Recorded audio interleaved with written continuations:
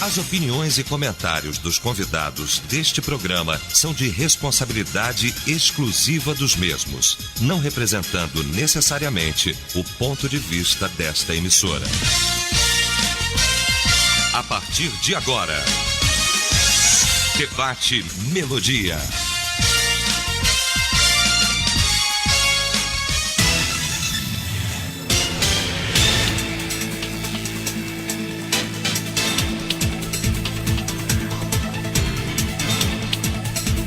Olá, gente amiga, muito bom dia! Sexta-feira, 27 de dezembro, estamos de volta! Somos uma só família, somos Melodia. Rádio é Melodia, rádio é Melodia.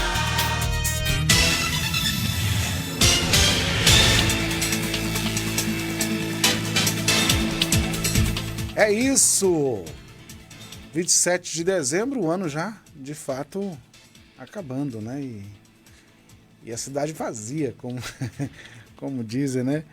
O pessoal acabou saindo e o pastor Davi Amanso está aqui, graças a Deus.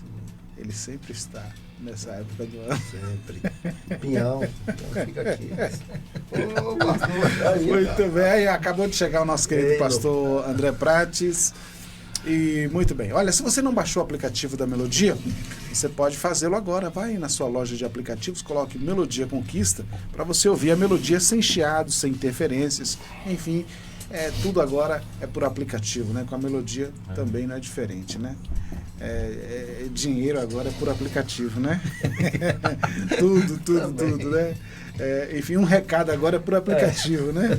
E eu falei essa semana aqui que quando eu tinha 6, 7 anos, quando acabava o gás, minha mãe mandava ir no centro correndo avisar o pai que o gás tinha acabado. Hoje não precisa mais, né? Hoje eu mando recado para ele pelo Zap, né? Enfim, então baixa o aplicativo da Melodia para você ouvir. Recebo na manhã dessa sexta-feira o pastor Vinícius, que é pastor da igreja Episcopal. Bom dia, pastor. Bom dia, pastor Gilael, pastor André, pastor Davi, todos os ouvintes da rádio também, né? Sempre um prazer estar aqui nesse debate, né? Alegria nossa. Pastor Davi Amanso, Igreja Batista da Palavra, também conosco. Bom dia, pastor Davi. Bom dia, pastor Gilaelson. Eu estou bem acompanhado hoje. Queria que minha mãe me visse aqui agora. Menino, como tu cresceu, ela ia dizer, né? Bom, mas é sempre um prazer estar de volta. Nessa época, só quem fica mesmo na cidade é Pinhão. Eu estou admirado de ver o pastor Vinícius aqui, porque ele é da Série A. Ele é da Série A. Eu estou surpreso também. E que eu saiba, ele não tece tendas. Só eu e o pastor André, né? Então, eu não sei nem o que foi que houve, mas... Domingo eu estou viajando. Eu tô falando. Eu comemorei cedo demais. Os ouvintes da Melodia, meu abraço. Muito bem, e conosco também o pastor André Prates. Bom dia, pastor André. Bom dia, pastor Gilaelson, pastor Vinícius. Prazer rever o pastor. Pastor Davi, nosso amigão aqui. Juntas. Pastor, prazer, pastor. Tamo E junto. nossos amados ouvintes, mandar um abraço para todos. Pronto. Vamos então iniciar o debate orando? Vamos falar com o nosso Pai que está no céu. Eu vou pedir ao pastor Davi Amanso que apresente esse momento ao Senhor. Amado Deus e Pai, como é bom estar na Tua presença e poder lhe chamar de Pai. Muito obrigado por esse privilégio. Eu me aproximo de Ti não porque mereça a Tua atenção, mas é confiado nos méritos de Cristo. Amém. Obrigado, meu Deus, por Jesus Cristo, nosso Senhor, que abriu esse novo e vivo caminho que nos conduz ao céu, o sangue da nova aliança. Muito obrigado. Obrigado pelo Espírito Santo que nos convenceu do pecado, da justiça e do juízo, e por isso estamos aqui. Amém. E agora é com gratidão que queremos, ó Deus, também te pedir que nos ajude, nos conduza em cada palavra, que possamos de fato ter um entendimento claro e exato da tua palavra, nos conduza em todo o caminho da verdade, e não a nós, mas ao teu nome seja dado a honra, o louvor, todo elogio pertence a ti, porque o Senhor é digno da glória que tem. Porque teu é o reino, o poder e a glória para todos sempre.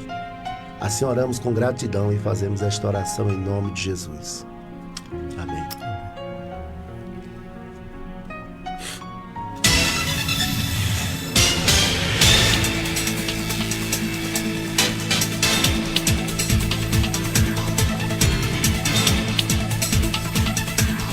Vamos lá.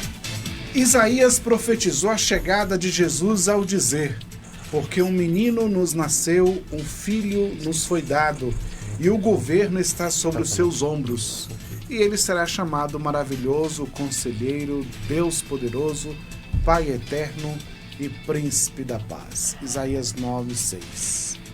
Mas qual o significado em nossos dias daquilo que Isaías profetizou sobre Jesus? Vamos discutir esse tema agora no Debate Melodia. Debate Melodia. De fato, pastor Vinícius, o texto de Isaías é uma profecia sobre o nascimento, né, de Jesus. E o texto ainda diz que o governo está sobre os seus ombros, ele será chamado Maravilhoso Conselheiro, Deus Poderoso, Pai da Eternidade e Príncipe da Paz. O que essas declarações falam sobre Jesus, pastor Vinícius? Isso aí fala da natureza de Cristo, né? Da sua missão, né? E trazer esperança, né? Desde aquela época, né? A palavra que eu vejo nesse texto é de esperança, né? Da profecia de Isaías, né? Mas fala da missão de Cristo, né? E com muita... assim, não sei se a gente pode até falar isso, porque depois que assim, os judeus não receberam o evangelho, a gente está aqui hoje, né? Porque, né, é uma coisa que a gente fica impressionado com aquele texto de Mateus, né? Com a chegada dos magos, né? Que os magos chegam ali e vão conversar com os judeus, né? Com os escribas e alguns doutores da lei, a 10 quilômetros, né? Conversam, falam da profecia, né, de Miqueias 5:2, e mesmo assim eles não aceitam, né, a profecia, né, da chegada do Messias, tudo. E aqueles homens foram impactados ali em mais de não sei quantos mil quilômetros para atravessar o deserto tudo para ir até ali e honrar, né, o Messias, né, Jesus, aquele menino, né. Então, a palavra que esse texto de Isaías 9:6 fala da missão de Cristo, né, de todos esses atributos de Deus aí, né. E é tanto com toda a história depois de Jesus ter nascido no seu ministério, o povo judeu continuou não entendendo qual era a missão de Cristo, qual era esse governo, né? Porque se fosse falar do governo, eles estavam achando que eles queriam libertar ali do poderio de Roma, de tudo que, né, o povo judeu naquele momento estava passando, mas a missão de Cristo até hoje é reinar nos nossos corações, né? Acho que o governo é um governo espiritual. É um governo de governar no coração das pessoas, né? E esse governo está aí até hoje, né? Mudando a vida de muita gente, né? Que recebe esse evangelho poderoso, recebe a palavra de Deus, né? E continua sendo, né? A gente vive na expectativa agora não da primeira vinda, mas da segunda vinda de Cristo, né? Eu acho que é mais ou menos isso aí que fala a profecia de Isaías, né? Muito bem. Pastor Davi, assim, tem algumas coisas que são difíceis de entender de fato, né? Porque você tinha todo um mapa da chegada de Jesus e as coisas foram se cumprindo e os judeus, eles são tão preparados nas escrituras, conhecedores, e o nascimento de Jesus, ele vem cumprindo passo a passo as escrituras. O que foi de fato que aconteceu? Os judeus ficaram cegos, eles não perceberam que Jesus, os ritos estavam todos sendo cumpridos. Por exemplo, em Miqueias, né? E tu, Belém Efrata, que és a menor entre Judá, de ti sairá o que governará Israel. Jesus nasce em Belém, as coisas tudo dando certinho. O que foi que aconteceu? Os judeus não perceberam, ou viram, não, mas não é isso aqui agora, como é que é? É que, na verdade, foi um grande equívoco da parte deles. E Jesus chega a chamar de nécios. O nécio é louco. Ó, loucos, tarde de entendimento aos discípulos de Emaús, né? E nós pensávamos que era ele que ia libertar, né? Tirar nos tirar de debaixo do jugo, né? Dessa opressão de Roma. Mas, na verdade, Jesus tinha dito, meu reino não é desse mundo. O incrível é que até hoje a igreja ainda pensa que o reino de Jesus é desse mundo. É desse mundo. Tem muitos equívocos. Eu acho que isso tudo, na verdade, se formos rastrear, a raiz está no Éden.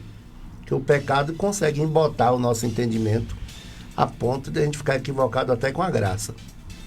E aí Jesus deixa de ser maravilhoso, não é? Deixa de ser conselheiro. Jesus já foi mais maravilhoso do que é hoje. A gente já não se encanta mais com Jesus. Se falar um anjo aqui, é mais fácil até chamar atenção do que Jesus está aqui. Porque deixou de ser maravilhoso como já foi para muita gente, né? Inclusive, talvez até se um político na época da eleição, desse último pleito, chegasse no templo, tinha mais atenção talvez do que o próprio Jesus. Jesus está aqui, irmãos. Amém. Mas um político chamaria mais atenção e tinha crente bajulando, pastor bajulando, porque era muito comum isso acontecer, né? Principalmente em vésperas de eleição. Né? Isso aí é uma degradação moral e espiritual muito grande, né? É uma crise de identidade muito grande que a igreja tem vivido. Mas aí ele deixou também de ser Deus forte, já não é tão forte como antigamente foi, né? Pai da eternidade, príncipe da paz. E também esse governo, o governo está sobre seus ombros. Já não é mais aquele reino de Deus, aquela Basileia, aquele governo de Deus, como já foi. Porque o povo quer um reino aqui na terra, o povo quer reinar na terra. Entendeu? E aí o reino de Deus propõe que, aliás, a mensagem, a tônica da mensagem de Jesus era o reino de Deus, viu? Era o reino de Deus. Mas aí o povo quer um reino na terra. A proposta era um reino de Deus. Aqui na terra vem o teu reino, né? Mas sem ficar alienado. Sem ficar alienado, entendeu? É viver na terra, mas de olho no céu. Agora, sem viver alienado, debaixo desse governo de Deus, sem, contudo, achar que já é agora um ser diferenciado, né? E aí, por isso, talvez, tem muito crente aloprado. Por quê? Porque entendeu mal a proposta do reino. Porque Jesus Cristo, embora vivendo esse reino, né? Que ele comeu um peixinho com os seus discípulos, dormiu no barco. Jesus foi homem, foi gente. Agora, hoje, o homem quer ser Deus. Aí inverteu tudo. Então, esse nascimento de Jesus, essa profecia que foi no mínimo 712 anos antes de Cristo, profetizada por Isaías, isso é um marco que como nenhum outro na história da humanidade. Porque é pensar que um dia na história da humanidade o Verbo se fez carne e habitou entre nós. Isso é grande demais.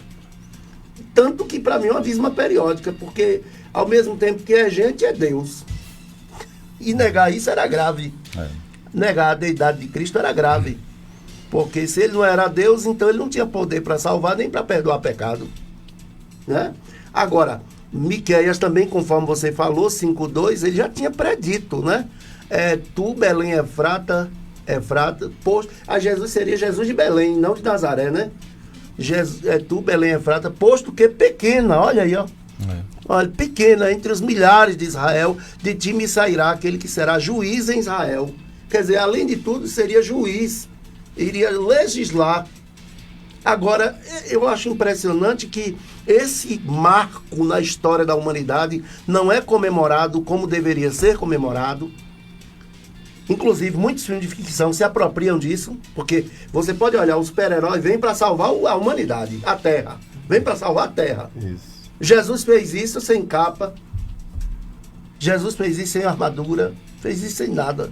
Até o animal foi um jegue. Quer dizer, veja só que disparidade nós temos aí. Então parece que a humanidade caminha na inversão da proposta de Deus para a humanidade. Caminha na inversão. Ou seja, nós precisamos recuperar essa simplicidade do Evangelho. O Evangelho é simples. Agora o povo fica sofisticando tanto que aí acaba ficando equivocado com a proposta. Mas esse acontecimento aí, eu diria para você que isso é tão grande que até hoje eu acho que muita gente não compreendeu. Não compreendeu o que aconteceu naquele dia. Um dia na história da humanidade. A história foi dividida antes de Cristo e depois de Cristo. Só Jesus consegue fazer a humanidade parar para comemorar o aniversário dele. Todo mundo para comemorar, embora não conheça ele, mas para comemorar o aniversário dele. E embora de forma errada, né? Expropriado pelo capitalismo, porque tem o capitalismo da fé, do Natal. E aí tem o menino Jesus que nunca cresce. Nunca cresce. Tem até o menino Jesus de Praga. Então, Jesus foi rei e não nasceu de uma rainha. Que coisa, né? Pastor André, assim, quando Jesus chegou, Israel estava nas mãos de Roma, sob um domínio, né, sendo assim uma espécie de escravidão, né? A carga tributária é altíssima, né? Só perdia para o Brasil. Só perdia para o Brasil. Enfim, só que o texto diz que o governo está sobre os seus ombros. Ora, o governo está sobre os seus ombros. Tudo o que Israel precisava era de uma libertação, né? E aí, assim, esse governo, que tipo de governo é esse que está falando? Porque Israel precisava de um governo libertador. E que governo é esse que Isaías está falando? Você vê a importância da interpretação correta da palavra. Apesar daqueles sacerdotes, aqueles líderes religiosos serem peritos, entre aspas, na lei, mesmo assim eles não tiveram a sensibilidade de entender através ou pela fonte do amor a interpretação verdadeira do Antigo Testamento, em especial de Isaías, que é um livro muito messiânico, né? Muito messiânico. Porque eles esperavam, como a gente já sabe, eles esperavam um Messias que viesse com um cavalo, todo oponente, com espada na mão, e de repente expulsar os romanos ou outro povo que estivesse ali oprimindo Israel. Antes dos romanos foram os gregos, e eles esperavam esse estilo de Messias, né? E Agostinho de Hipona, quando ele escreve Cidade dos Homens, ele trabalha justamente essa questão, a diferença da cidade, do reino do homem e o reino de Deus, né? É totalmente o contrário. É água e óleo, não se mistura, é diferente. Então a proposta desse governo que está sobre os seus ombros é o governo de Deus, é o governo espiritual. Pilatos, quando chega para Jesus e questiona Jesus, se ele era rei, cadê os seus súditos que não estão aqui para te libertar? Aí Jesus, assim, parafraseando o que Jesus quis dizer, nas minhas palavras, Jesus disse assim: olha, você não sabe de nada, você não entendeu nada. Meu reino não é desse mundo, eu não tenho nada a ver com esse mundo tem nada a ver comigo. O meu reino é espiritual. Aí é a complexidade de entender. Como é que você vive dentro de um contexto onde está sendo oprimido por um povo e você almeja por uma libertação, tem um livro profetizando sobre um rei que virá para libertar, e chega um suposto rei falando sobre libertação espiritual. Digamos que não está nem aí para aquele domínio romano.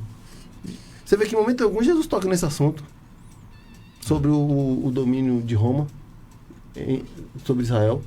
Você vê que Jesus, pelo contrário, ele até ajuda alguns romanos, né? O centurião vai lá atrás de Jesus, ele está aberto, né, a qualquer um que viesse até ele, mas ele não toca no assunto da questão da libertação política, do espaço físico ali, da questão.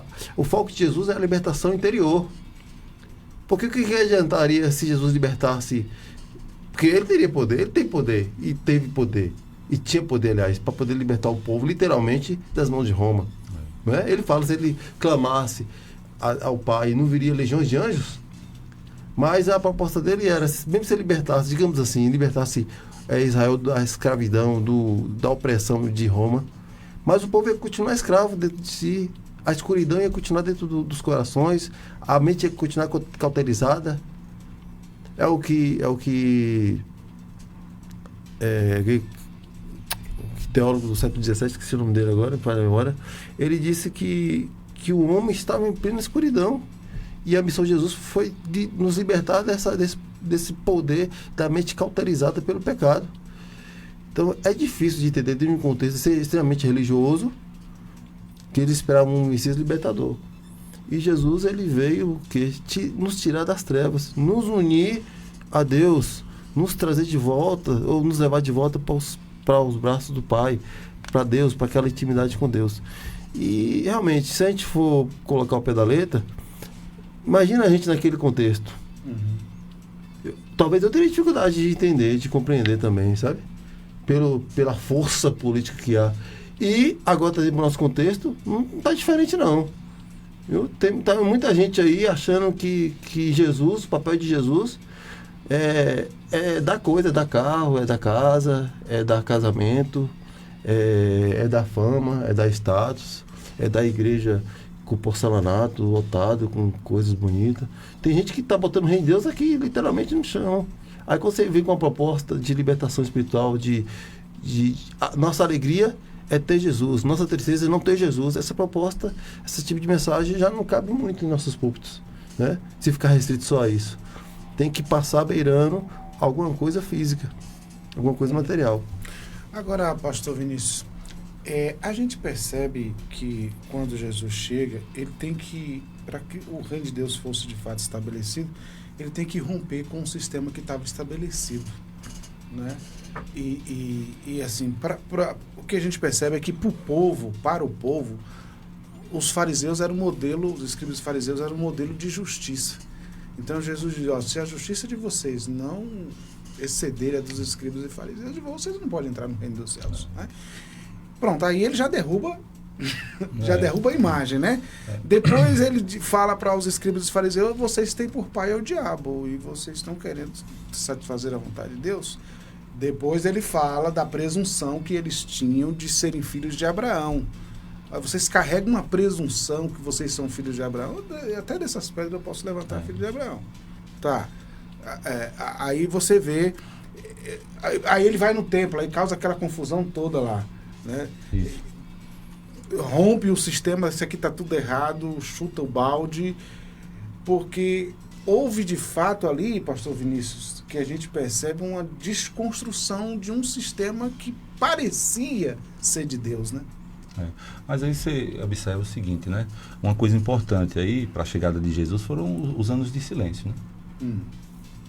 Imagine aí, quantas gerações passou ali? 400 anos, né? Que é o período intertestamentário, né? Que não teve profecia, né? Vai voltar com João Batista. Então o mundo estava um caos na questão da religiosidade, porque os escribas faziam como você está dizendo, eles se acharam os donos da verdade e começaram a impor muita coisa, né? Que Jesus disse aí não tem nada da lei. Então eles começaram a achar que a lei era eles. Porque é tanto que Jesus vai bater de frente. Se tem um grupo que Jesus bateu de frente, foi os fariseus, foi os religiosos da época, né? E se Jesus voltar hoje, rapaz, a coisa tá do mesmo jeito ou pior. Porque tem muita gente inventando aí tanta coisa aí, gente, em nome de Jesus, em nome do Evangelho. Imagina aí como é que tá hoje. Tem uns remanescentes.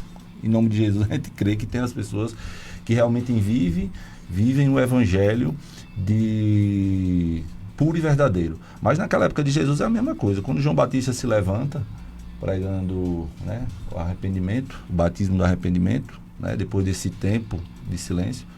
E eu gosto da expressão de Paulo quando ele escreve aos Gálatas, né, que Jesus veio na plenitude dos tempos, né? Houve uma preparação. Tinha, né, até separado esse texto aí já.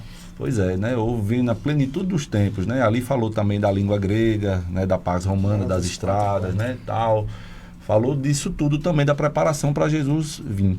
Mas eu fico pensando nessa questão dos 400 anos, quando eu olho para essa vinda de Jesus, para toda essa esse pensamento dos judeus, dos fariseus ali, eu penso nisso, assim, poxa, o mundo está igual hoje, assim, as pessoas começam quanta gente está inventando tanta coisa aí, gente, em nome de Jesus. Quanto absurdo a gente vê hoje nas redes sociais, hoje, que a gente não tinha tanto acesso há uns 10 anos atrás, mas hoje você começa a olhar e você começa, meu Deus do céu, que decepção isso aqui. Onde foi, que cabeça inventou isso aí? E ali teve 400 anos. Hoje, quantos anos a gente está passando? Já mais de 2000 anos. E a igreja, graças a Deus, depois da reforma protestante, passou por um tempo de avivamento ali depois, mas lembra da Idade Média, gente, que fizeram também em nome da igreja, em nome de Cristo, cruzada, que não deu em nada. Então, assim, naquela época foi esse tempo. O homem estava ali, os fariseus querendo, né, se achando os donos da lei. Esse texto que você falou lá em João 8, mesmo Jesus diz, olha, conhecereis a verdade, e a verdade vos libertará. E aí começa o diálogo, aí eles não aceitam que são escravos do pecado, que aí começa, né, todo o debate de Jesus até chegar, vocês não são filhos de Abraão não, vocês são filhos do diabo, né? O sangue de Abraão pode correr na vida de vocês, mas o espiritual, a fé de Abraão, a coisa está longe de vocês, né? Porque eles realmente se achavam. Então eu vejo assim, eu vejo de um tempo, né? Aí assim, é um mistério para mim Deus ter permitido tudo isso. Eu creio que é na expansão do evangelho para alcançar os gentios. Olha, pastor, né? A colocação do pastor Geraldo foi bem interessante. A desconstrução que Jesus precisou fazer, né? Desse poder aí que já estava imperando, né? Em Israel, com essa linha aí de religiosos. Então, você desconstruir algo para construir outro é difícil. E Jesus teve essa missão de desconstruir na mente das pessoas aquela coisa que já estava massificada pelos fariseus, né? E há séculos, né? Talvez 200 séculos antes de Cristo, no período, né? 400 anos, vem assim, massificando, e ter que desconstruir aquilo ali para trazer uma realidade. Jesus teve esse poder, essa capacidade. E se você contar quantas vezes o diabo interpelou Jesus, conta quantas vezes o diabo interpelou e quantas vezes a religião interpelou ele. Sim, não foi fácil não. Agora a gente não pode esquecer um dado importante aí. É que ao jogar água suja, a água da bacia, você tem que tomar cuidado para não jogar o menino fora também.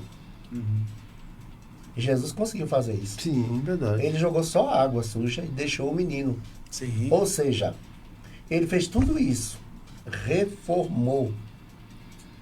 Ele reformou. Sem quebrar a lei. Ele construiu algo novo. Sem descartar. Sem quebrar a lei. O que não é fácil.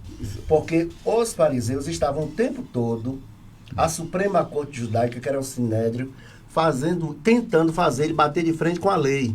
E ele não cumpriu a lei, né? Entendeu? Então, isso que você falou, que você levanta, que essa desconstrução, isso não foi uma tarefa simples, porque nós, muitas vezes, ao fazermos uma transição, não sai bem sucedida. Por quê?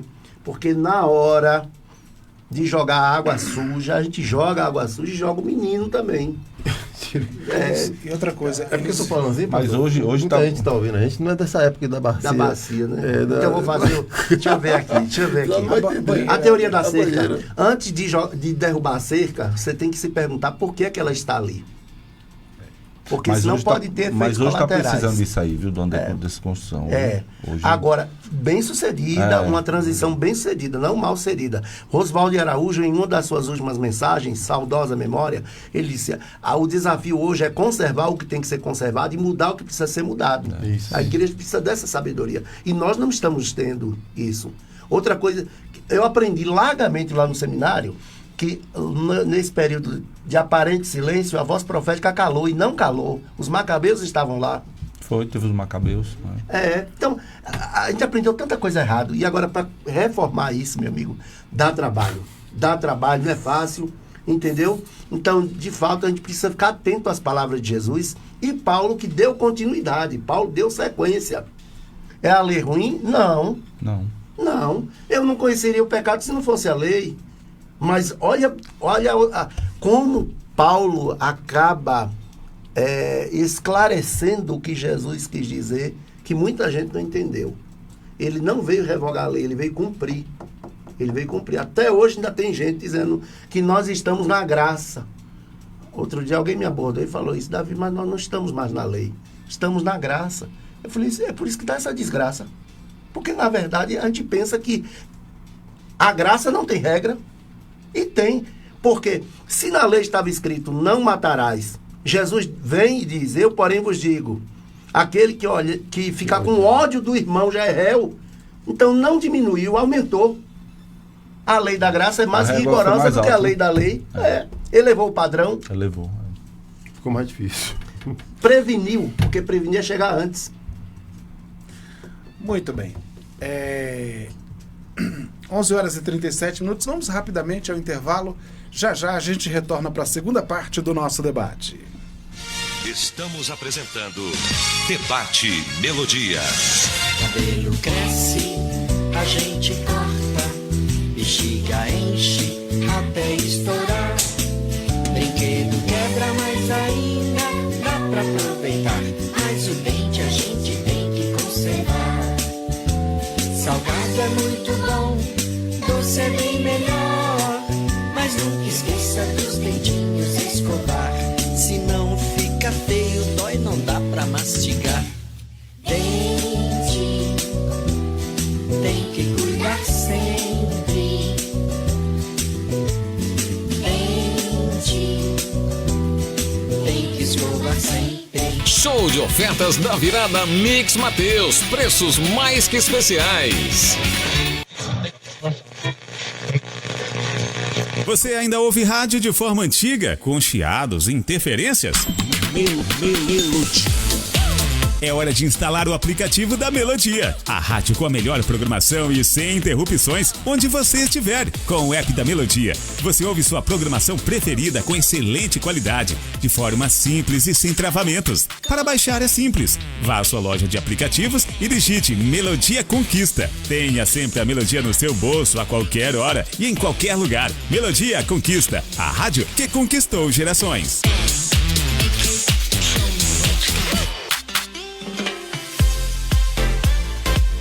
Cortina e Cia tem tudo para vestir a sua casa. Cortinas prontas e sob medida, tapetes, persianas, colchões, além de uma variedade de roupa de cama, mesa e banho. Tudo isso com o melhor preço e atendimento da cidade. Na hora de decorar a sua casa, escolha a loja mais completa do interior baiano. Estamos esperando por você. Venha nos visitar. Praça da Bandeira 10, Centro, Vitória da Conquista. Acesse o Instagram da Cortina e Cia, @Cortina e Cia VDC. Você sabia que no ano passado aconteceram mais de 1.300 acidentes de moto com vítimas aqui em Conquista? E que nos primeiros 10 meses deste ano já foram registrados a mesma quantidade de acidentes do ano passado? Faça seu corre com calma. Seu próximo destino pode esperar. Porque quem importa de verdade está em casa te esperando. Dirija com segurança. As festas de final de ano com você são muito mais felizes. Uma campanha da Prefeitura de Vitória da Conquista. Governo para pessoas. Voltamos a apresentar Debate Melodia.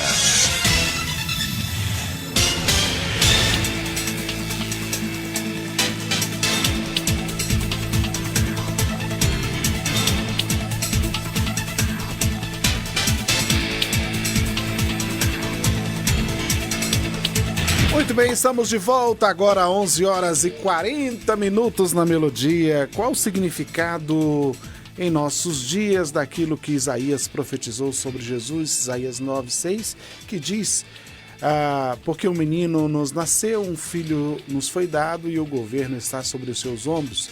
Ele será chamado Maravilhoso, Conselheiro, Deus Poderoso, Pai da Eternidade e Príncipe da Paz. Isaías 9:6. É um texto muito bonito, muito profundo, muito forte. E a gente está aqui tentando trazer um significado, né? Entender esse significado desse texto e de toda a vida de Jesus aqui, quando esteve conosco, né? Pastor Davi Amâncio, e se ao invés de ter vindo 2000 anos atrás, Jesus viesse agora? O aceite seria o mesmo? Eu diria que podia ser pior. Pior. O ser humano hoje faria pior, porque o pecado dispõe de recursos que não tinha. Talvez fizesse pior. Porque antes lá você tinha formas bem rudimentares, né? E hoje você tem formas mais sofisticadas. Mas a maldade do ser humano seria a mesma, porque o ser humano estaria ainda assim equivocado. É porque Jesus vem na contramão do sistema, pastor Gelson. É na contramão. Porque Deus, ele trabalha na contramão desse sistema. Esse sistema, não se engane, ele está governado pelo diabo. Jesus Cristo falou isso. Ele disse, olha, o príncipe desse mundo vem aí. O mundo é o sistema. E eu não tenho nada a ver com ele. Entendeu? Então, hoje, com certeza, eles não iam entender a proposta. E por quê? A origem disso está na essência do pecado em nós. Porque lá no Éden, o que foi incutido na mente do ser humano? Como Deus sereis. Então, a gente não quer viver como servo, quer viver como Deus. A gente quer viver como Deus. E aí, essa proposta do reino de Deus não é bem-vinda. Ela é indigesta. Então, o ser humano faria pior por conta dos recursos que tem, mas a mentalidade é a mesma. Porque não quer descer, quer subir. E João, o Batista, falou, importa que eu diminua. Diminuir para quê, moço? Uma vez uma irmã disse, mas pastor, eu já desci tanto, vou descer mais para onde? Descer mais para onde? Não, olha os equívocos que a gente vive, olha os equívocos, né? Por que acontece coisa boa com gente ruim, coisa ruim com gente boa, pensando que nós somos gente boa? Mas esse é o problema. A gente pensa que a gente é gente boa. Eu não sou gente boa. Eu não sou gente boa. A gente consegue elogiar o outro e o veneno escorrendo da boca. Mesmo. O pecado é uma peste. Sabe o que é uma peste? Que afetou toda a humanidade. E eu não sou pecador porque eu peco porque eu sou pecador. E ainda bem que temos o antídoto, que é o sangue de Jesus. Ainda bem, porque se não fosse isso, porque Deus, antevendo o veneno, ele providenciou o antídoto. Verdade. Antes da fundação do mundo. Não fosse isso, pastor Gilason, a gente estava bem lascado mesmo. Eu vou dizer uma coisa para você. A humanidade padece ainda hoje por não se reconhecer perdida. Porque só precisa de um salvador quem está perdido. Só. Enquanto a humanidade não reconhecer que nós somos todos perdidos e precisamos de um salvador, né? E que, como diz a música, pecar é o que a gente faz muito bem. É o que a gente faz muito bem. Agora, quanta mentira agora no final do ano. Quanta mentira. Inclusive a respeito de Deus. Mentimos cantando, mentimos orando. Né? Eu conversava com minha esposa agora pela manhã sobre um determinado pregador que, tão cansado de ver uma fofoqueira na igreja, cansado mesmo, ele resolveu pregar uma mensagem só sobre a gravidade da fofoca. E aí ele disse, agora não é possível que ela não entenda. Terminada a mensagem, ela procurou ele no gabinete, e então, ele pensando que ela ia emitir um pedido de perdão, padre, muito boa a mensagem, viu, padre? Muito boa mesmo, muito boa. Pena que quem precisava ouvir não estava aqui. Isso é o ser humano. Mas é sempre assim. Isso é o ser humano, gente. Nunca é pra ela, né? É o ser humano. Então, agora no final do ano, você pode aguardar que muita gente mentindo, né, falando coisas que não vai fazer. E aí diz que crente não conta mentira, canta mentira também, né? Muitas mentiras cantando. E aí Tommy Tanner, Caçadores de Deus, né, o livro, diz que às vezes a gente fica dizendo, vem neste lugar, Senhor. E Deus não vem por misericórdia, senão matava todo mundo. Então que Deus tenha misericórdia de nós. Não fosse a graça, não fosse a graça, estaríamos todos, sem exceção, mortos, fulminados. Não fosse a graça de Deus. Ainda bem que Deus olha para nós através de Cristo, né? Ainda bem, pastor André, que o apóstolo Paulo fala em Gálatas 4:4 que ele veio na plenitude dos tempos, né? Ou seja, ele veio no tempo certo mesmo, no tempo de Deus. E assim, só que o texto bíblico diz que ele veio para o que era seu. Os seus não receberam. Mas a todos quantos receberam, deu-lhes o poder, o direito de serem feitos filhos de Deus, né? Quem são os filhos de Deus, pastor André? Primeiro eu queria só abrir um parênteses aqui sobre essa questão da plenitude, né? Jesus veio na plenitude dos tempos. Eu lembro do Dr. Walter Cunha, ele dando uma ilustração sobre essa questão. Ele pegou um copo descartável, encheu o copo, deixou no seu limite. E ele disse assim: se eu colocar mais uma gota de água aqui, transborda. Ou seja, está na quantidade certa o copo. Chegou no seu limite. Então, o tempo de Jesus vir era aquele mesmo. Veio naquele tempo, certinho. Uma gota a mais ou menos sairia do propósito. Imagine Jesus vindo, se ele voltasse agora, ou nascesse agora, no contexto de Israel. Imagina aí. Israel lutando contra os palestinos. Aí Jesus, com 30 anos de idade, questionando a matança. Não seria o Messias. Esse não é do nosso. Não é? Jesus iria questionar logo a violência. Não precisava daquilo. Então, Jesus não iria nascer no contexto promovido, preparado para recebê-lo. Talvez as pessoas iriam olhar para ele como um louco. Interna esse homem aí. Internaria ele e pronto, acabou. Então, o contexto não tem nada a ver com o contexto daquela época. Jesus nasceu na época certa, no tempo certo, no momento certo. Isso é tremendo, né? Tremendo isso aí. E o melhor disso tudo é que há 2000 anos atrás aconteceu um relato que não tinha câmeras, que não tinha nada, mas ficou relatado nas páginas da Bíblia e teve esse poder de afetar toda a humanidade, né? Deus seja louvado por isso, né? E outra pergunta, pastor? Eu fiz a pergunta: quem são os filhos de Deus? Sim, os filhos de Deus são todos. Todos são filhos de Deus. Agora basta reconhecer que é filho de Deus. Tem muita gente que ainda não entendeu isso. Prefere viver como... Você acha que ser filho de Deus é só uma questão de entendimento? A partir da que a pessoa tem um entendimento, ela começa a ter atos de filho. Começa a praticar como... ter práticas de filhos. A gente tem que entender que tem aquela questão da criatura. Todos nós somos criaturas, mas os filhos de Deus são aqueles que reconhecem. Não, eu penso que todos são filhos de Deus. Então vou reformular a pergunta, porque tem outras coisas. Quem são os filhos do diabo? Porque Jesus falou para aquele pessoal que estava ali que eles são filhos do diabo. Então ali, a partir daquele momento, todos já não eram filhos de Deus. Sim, aí é muito simples de discernir isso aí.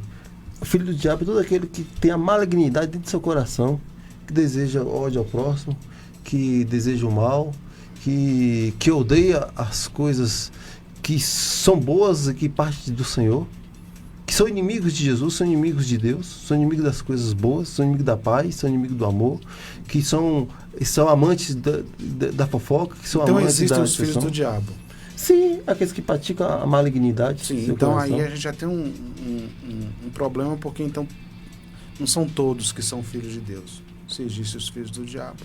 Sim, eu falei que todos são filhos de Deus, no sentido de, a partir do momento que entende isso aí e começa a praticar, aceita Deus como pai e começa a praticar atos como filho de Deus. Só que eu posso não ter esse entendimento e começar a praticar a malignidade. E eu praticando a malignidade, ainda que Deus me vê e me ame, mesmo assim incondicionalmente, mas eu começo a praticar atos de malignidade.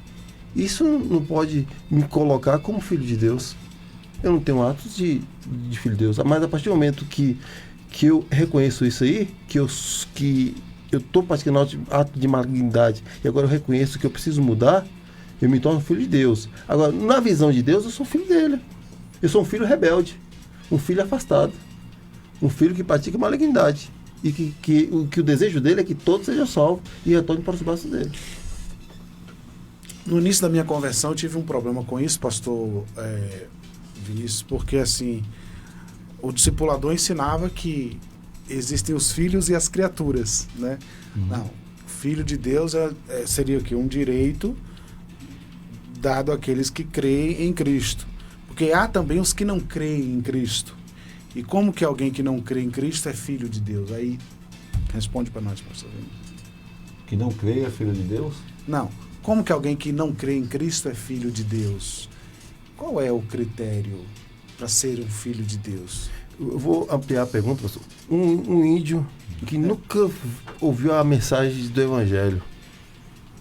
Lá tem bem remoto na África. A mensagem nunca chegou até ele. Ele deixou de ser filho de Deus? Rapaz, isso é um mistério, né? Tem que logo... Eu já sei que que o pastor Davi vai falar. Eu queria que o debate estivesse começando agora. Eu estou aqui desejando isso mesmo, porque... Mas, olha, essa questão de filho e criatura, né, é um mistério. A gente fica sem saber, porque Paulo, quando escreve aos Efésios, né, diz que nós estávamos mortos nos nossos delitos e pecado. Né? Não é isso que Paulo fala? O que Paulo vai dizer? Um cadáver. Então, o cadáver não tem sentimento, o cadáver é um morto, gente. Efésios 2, né? E ele fala, e ele deu luz, né? E a gente saiu, resplandeceu das trevas a poderosa luz de Cristo, né? E vai ter alguns que nunca vão se converter nunca, né? E a gente não sabe, eu estudo isso muito, já penso nisso aí muito, até para ter muito questionamento disso aí, de criatura, de filho, né? E a gente tem que entender realmente que nascemos ali no pecado, tal, mas um dia a luz resplandeceu. Um dia o Evangelho, que é o poderoso instrumento para chamar os filhos de Deus das trevas, da morte para a luz, para a vida, que é essa vida espiritual, né? Aconteceu. E eu fico dizendo que até a fé é um dom de Deus. A gente é totalmente imparcial, gente. A gente não faz nada na conversão, não. Né? A gente não sabe isso, né? Porque algumas pessoas... Eu estava até comentando com minha esposa, do meu sogro e da irmã dele. 2 cascas grossas, assim, sabe? De se converter. E os 2 foram pro mesmo final de semana. Um recebeu.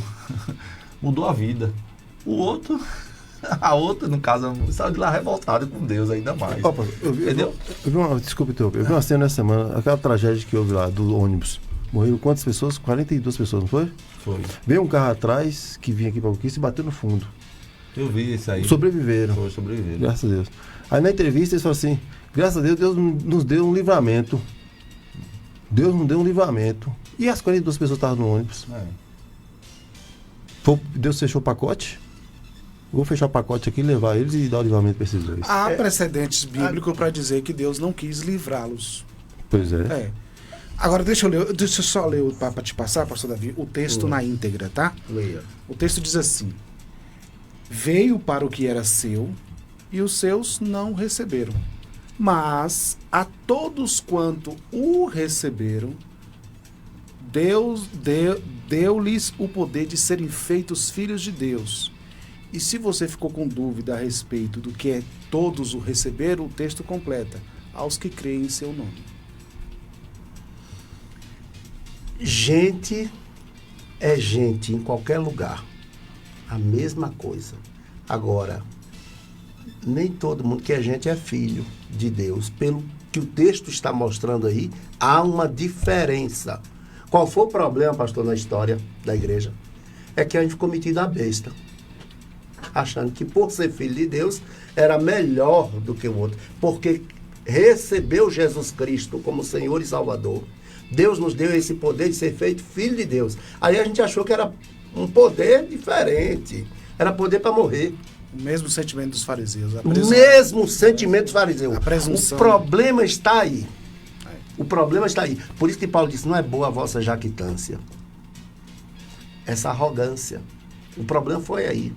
Aí, a ponto de hoje, a gente ter dificuldade até para entender esse texto. Mas há uma diferença clara no texto, nas palavras de Jesus. Há uma diferença clara. E eu não posso negar isso aí.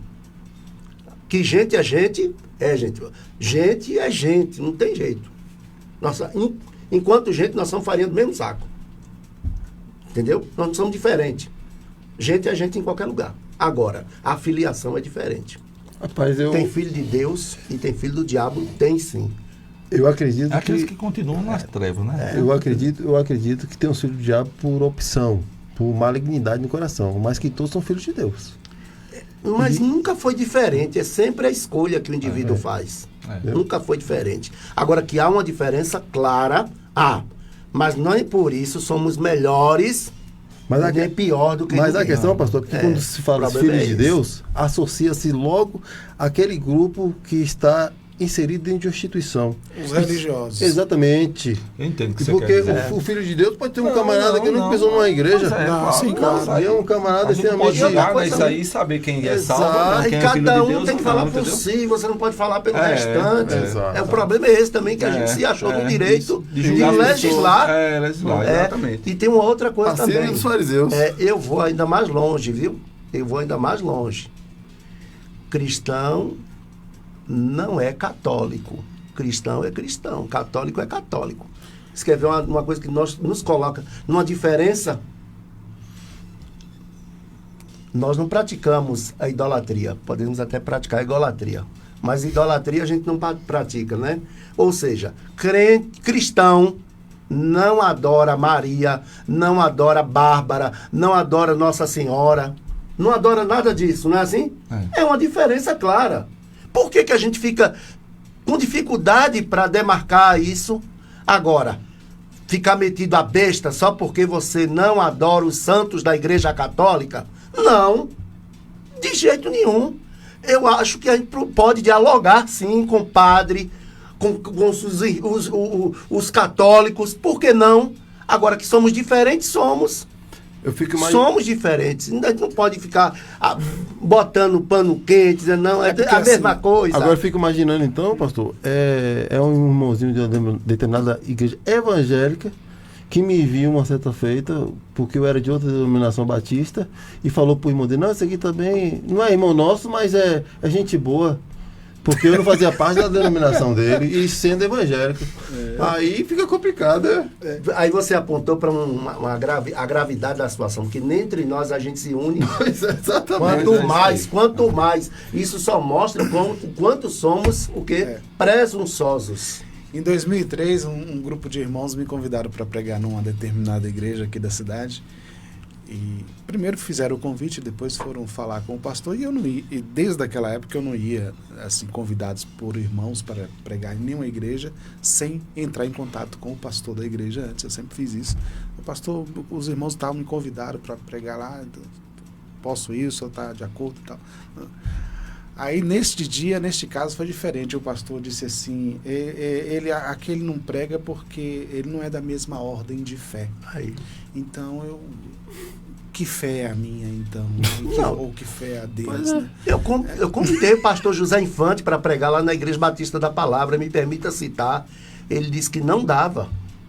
É porque a ordem é diferente. A convenção que ele faz parte é diferente da CBN, então não dá. E eu entendo, eu tenho que lidar com isso, gente. Eu tenho que lidar com isso. Eu não preciso também transformar isso numa guerra. Eu divido púlpito com o diácono Luciano da Igreja Católica, uma excelente pessoa. Agora, se eu fosse presunçoso, metido a besta, eu ia perder uma grande amizade com um homem que realmente você olha para ele, você conversa com ele e vê, sabe, uma pessoa que consegue dialogar.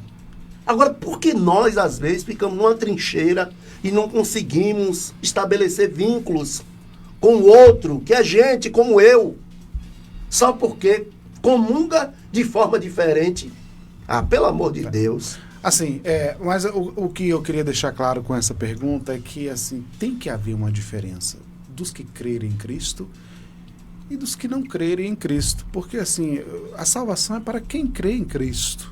Né? E quando a gente fala filho de Deus e salvo, é a mesma coisa, né?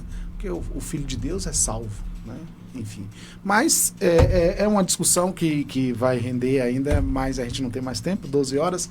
Quero agradecer ao pastor André Prates, também quero agradecer ao pastor Davi Amans, quero agradecer ao pastor Vinícius, e muito obrigado você do outro lado pelo carinho da audiência. Rádio Chofé, chegando com o nosso amigo Léo Pereira, o Debate Melodia fica assim, segunda-feira, se o Senhor Deus nos permitir, estaremos de volta para mais um Debate Melodia. A higiene bucal é parte